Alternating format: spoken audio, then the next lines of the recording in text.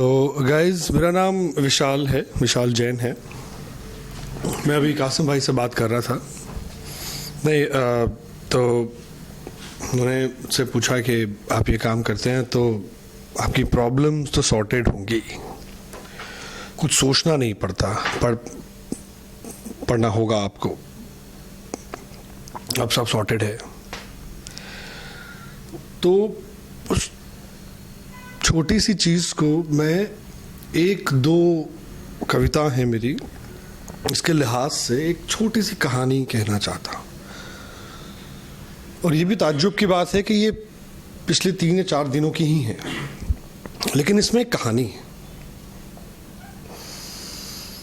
तो हम शुरू से अल्हड़, बदतमीज, पीने वाले, अलबेले से वैगाबॉन्ड, खाना बदोश टाइप आदमी रहे। तो मज़े मज़े में के बट रहा था जब हुस्न ऊपर वाले के मकान पर, बट रहा था जब हुस्न ऊपर वाले के मकान पर, तब शायद हम सिगरेट पी रहे थे कहीं पान की दुकान पर।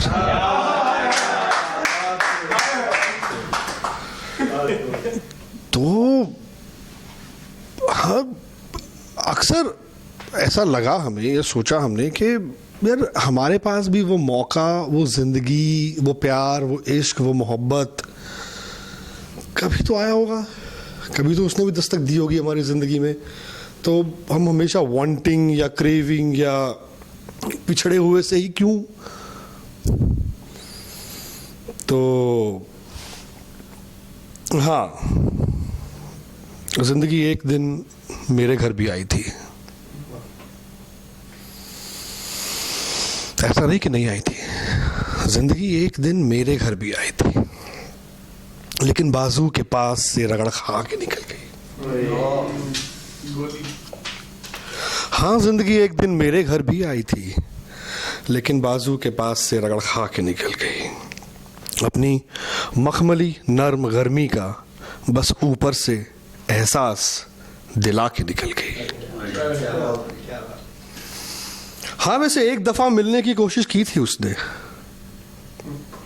ऐसा नहीं कि हम पूरी ज़िंदगी ऐसे ही रहे। हाँ, वैसे एक दफ़ा मिलने की कोशिश की थी उसने, पर न जाने क्यों फिर साइड से बल खा के निकल गई। जब तक मैं समझा, इठला के निकल गई, मेरे अधपिए पैमानों को छलका के निकल गई, और मेरे हाथों को खाली देख के ज़िंदगी बस यूं ही मेरे पास से मुस्कुरा के निकल गई।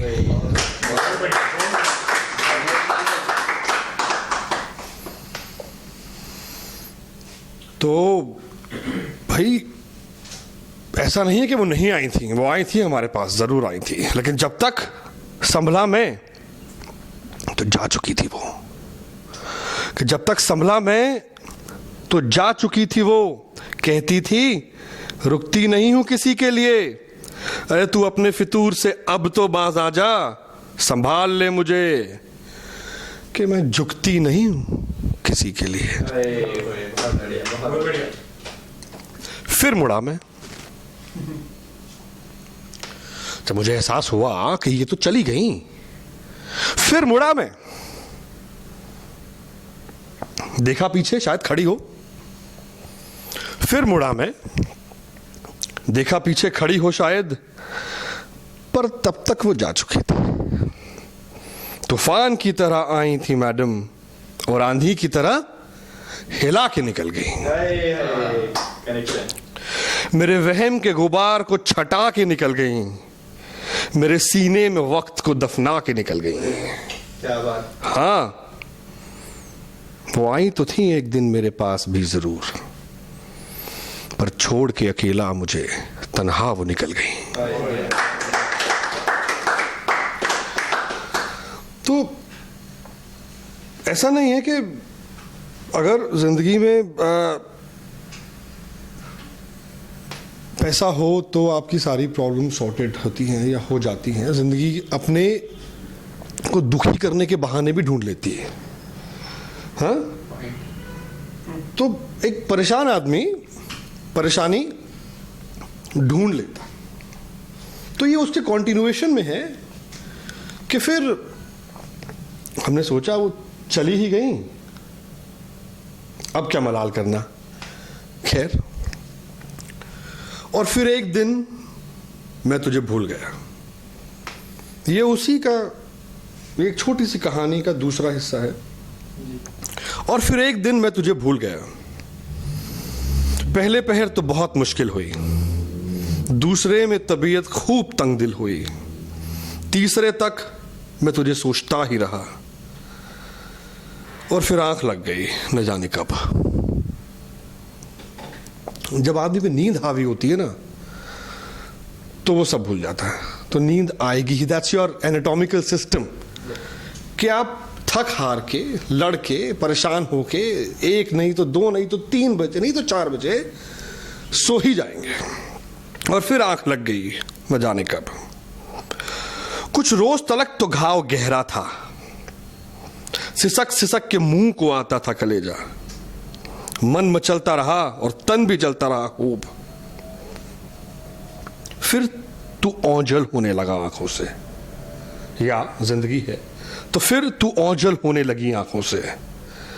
फिर और धुंधली धीरे धीरे दिमाग के सब ख्यालों से। ऐसा ही होता है वक्त के साथ, हर याद धीमी पड़ जाती है। फिर बीते वक्त बस एक याद सी है, फिर बीते वक्त अब जिंदगी तेरी बस एक याद सी है। जख्म भर गया लगता है, न कोई उस दर्द का अब एहसास भी है। और अब तो तू बस किसी जमाने की एक बात ही है। जख्म भर गया लगता है, न कोई उस दर्द का अब एहसास भी है, और अब तो तू बस किसी जमाने की एक बात ही है। हाँ, यही तो होता है। हाँ, यही तो होता है। और यही हुआ कि फिर एक रोज मैं तुझे भूल गया। तो ये एक कहानी बयां करते हैं जो मैं आपको सुनाने की कोशिश कर रहा हूं, इसमें कि ये आपके सीने में दर्द कहाँ से आया, क्यों आया, कैसे आया, क्या है। तो इसमें थोड़ा सा झांकने की जरूरत पड़ेगी, मजा आएगा। तो फिर जब ऐसा हुआ तो उसके बाद हमने जिंदगी को दोस्त बना लिया। हमने उस गम को दोस्त बना लिया कि फिर मैंने तुझे दोस्त बना लिया, अपना लिया। तूने मुझे और मैंने तुझे। यहां तक कि रोज याद आने लगी फिर तेरे बिना मन ही नहीं लगता था, सूना सूना लगता था सब, जैसे किसी चीज में रंग ही न हो, सब नीरस सा। या तो बस मैं तेरे साथ होता या तेरे साथ होने के बारे में सोचता। लगता था कि अब प्यार हो गया है। और तुम थी भी तो ऐसी, गोल सुडोल कांच के बदन जैसी, सुराही मखमली गर्दन की कि रखे तो हाथ फिसले। लगता था मानो पूरी जिंदगी काट दूं, कि हर दिन और हर रात काट दूं, तुम्हें गले लगाए, तुम्हारे प्यार के नशे में खोए। और तुम कितनी समझदार थी, कभी कुछ नहीं बोलती थी मुझे, सब चुपचाप समझ जाती थी। मेरे हर गम, हर खुशी, हर प्रॉब्लम को एक परफेक्ट बीवी की तरह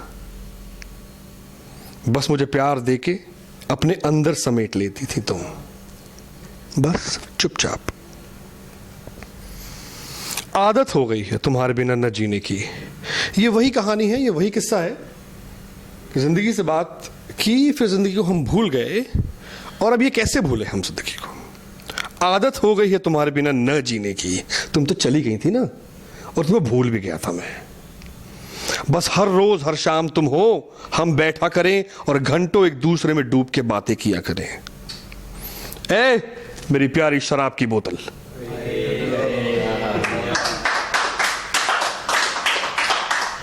ए मेरी प्यारी शराब की बोतल, अब तो बात से बाहर निकल। एक तुम ही तो हो जो सब कुछ समझती हो। क्या बात है। हर शाम बिन डांटे बिन फटकारे खुल जाती हो और प्यार से मेरे पैमानों में छलक जाती हो।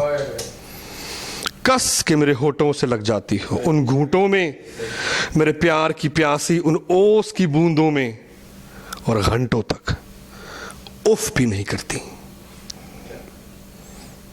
और ले जाती हो अपने साथ अपनी दुनिया में कहीं, जहां बस एक तू है और एक मैं हूं और दूसरा कोई भी नहीं। तो हमारा किस्सा कुछ हद तक बयां हो गया लगता है, कुछ हद तक बयां हो गया लगता है। हम उसी तरह से जिंदगी को जिए, फिर जब उसने हमें छोड़ दिया तो हमने भी उसे छोड़ दिया। और हालांकि मेरे मन में है एक और चीज कहने के बारे में, अगर आप लोग इजाजत दें तो। बिल्कुल जरूर। आप पिकअप।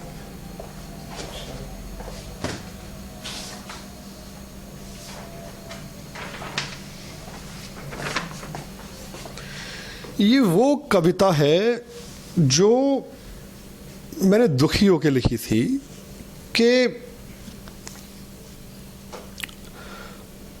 अब मुझे लफ्ज़ों के सहारे ही आगे बढ़ना होगा, भले ही चाहे खुशी हो या गम हो। अब लफ्ज़ हैं, वो आते हैं, उन्हें पिरोना है, लिखना है, कुछ बयां करना है, लेकिन आदमी कई बार उनसे भी परेशान हो जाता है।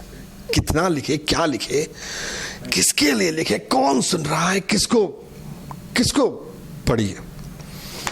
तो संवेदनाओं के भवसागर के लहरों में मैं बहता रहूं, संवेदनाओं के भवसागर की लहरों में मैं बहता रहूं, अपने हृदय के अंतर्मन की भावनाओं को मैं सहता रहूं, शब्दकोश की गहराइयों में झांकूं, कुछ अल्फाज निकालूं, दिल के फिर जज्बात टटोलूं और एक बार फिर कविता कहूं। कब तक? अब पीड़ा सा लगता है खुद को यूं आवेश में लाना। लिखने के लिए आपके अंदर वो उसको जलजला चाहिए। ऐसा है आफ्टर जन यू सब लिख चुके होते हैं, अब ड्रेन हो जाते हैं, आप मुक जाते हैं, आप खत्म हो जाते हैं। अब पीड़ा सा लगता है खुद को यूं आवेश में लाना, ना क्रीड़ा सा लगता है उत्तेजना के समावेश में आना, पर दिल की जो बात न निकले तो अभिव्यक्ति अधूरी है, पर दिल की जो बात बाहर न निकले तो अभिव्यक्ति अधूरी है, और अंदर की बात निकलना बाहर भी तो जरूरी है। लफ्ज पिरो के, शब्द सजा के, बातें बना के दिल को बहला लूंगा। मैं खुद ही को तो बहला रहा हूं। नश्तर रूपी हरफों में दिल को लहू लुहान मैं फिर सजा दूंगा, नश्तर रूपी हरफों में दिल को लहू लुहान मैं फिर सजा दूंगा, फिर कुछ निकलेगा नीड़ अब्र अबीर अम्ल की तरह बहेगा जो, फिर कुछ निकलेगा नीड़ अबीर अम्ल की तरह बहेगा जो, और कागज पे लाल स्याही लहू की तरह मैं फिर बिखरा दूंगा। आखिरी है, सुने इसको, खत्म कर रहा हूं कि अब मुझसे ना नापी जाए ये जो दिल से दिमाग की दूरी है। क्या हैड इनफ, अब बहुत हो गया। नहीं, मैं ये उसमें बोल रहा हूं मैं कि जो लिखा है मैंने, अब मुझसे ना नापी जाए ये जो दिल से दिमाग की दूरी है, भावनाओं के भवसागर में कुंठित पल के ये बूरी है, कविता का जिंदा रहना भी संवेदना की मजबूरी है, और जीवन के काल चक्र में चलते रहना भी बहुत जरूरी है। तो ये एक छोटी सी जर्नी को मैंने अपनी 3-4